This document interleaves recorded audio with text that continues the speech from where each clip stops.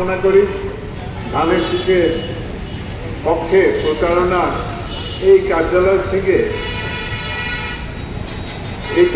থেকেই শুরু হবে এবং নোয়াপাড়ার আনাচে কানাচে যাবেন সবাই। আমাদের প্রচারণা এখান থেকেই হবে।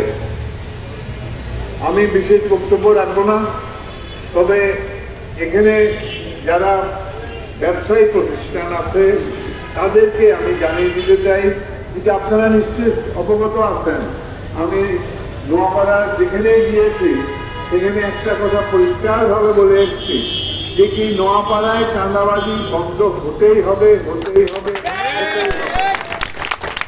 দোকানদার থেকে চাঁদা তোলা এবং বিভিন্ন ছোটখাটো ব্যবসায়ীদের উপরে অত্যাচার করা আর নোয়াপাড়ায় যেন না হয় সেই ব্যাপারে আমি সতর্কবাণী দিয়ে গেছি এবং বলে গেছি যে কি কোনো জায়গায় যদি এই ধরনের আচরণ হয় আমাকে বা আমার নেতৃবৃন্দকে যেন অবশ্যই যোগাযোগ করে এবং পুলিশ প্রশাসনকে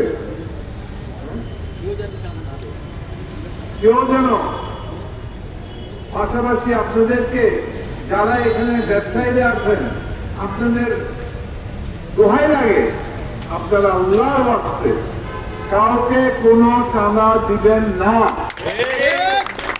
কোনো চাঁদা দিবেন না। আর যারা চাঁদা নিতে আসে তাদের একটা ছবি তুলে আমাকে পাঠিয়ে দেবেন। এরপরে আমার আর কিচ্ছু বলার থাকে না। আমি বারবার এখানে এসেছি, চাঁদাবাজদের নাম শুনেছি, আমি নিয়ন্ত্রণ করার চেষ্টা করেছি, কিন্তু আমি আপনাদের থেকে কোনো এই ব্যবসায়ীদের থেকে কোনো রকমের সহযোগিতা পাইনি। আজকে আপনাদের কাছে জোরহাট করে বলছি ব্যবসায়ীরা আপনারা আমার সঙ্গে একটু সহযোগিতা করেন, তাহলে এই পথরহাটে দোকানপাট 11টা 12টা পর্যন্ত খোলা থাকবে এবং আপনারা শান্তিতে ব্যবসা করতে পারবেন।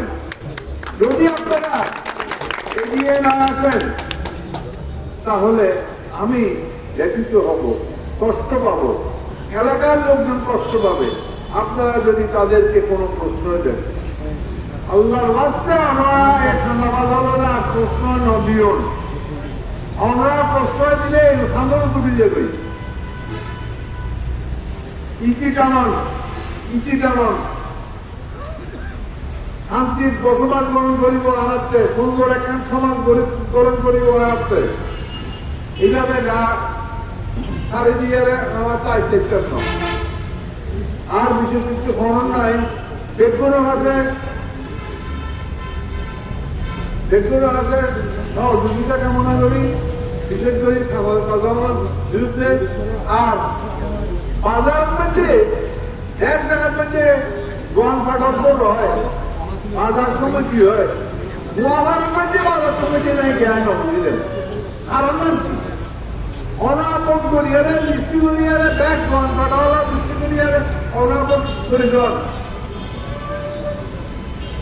ভোট করুন, নির্বাচন করিয়ারে ওনার সভাপতি সেক্রেটারি ওনারা নির্বাচিত করুন। এই প্রক্রিয়ার মধ্য দিয়ে ওনারা দেখবেন এর মধ্যে আর কোন রকমের হট্টগোলের জন্য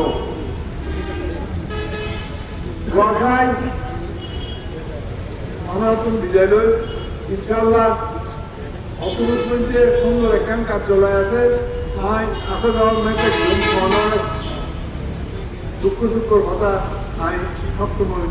ধন্যবাদ। আসসালামু আলাইকুম।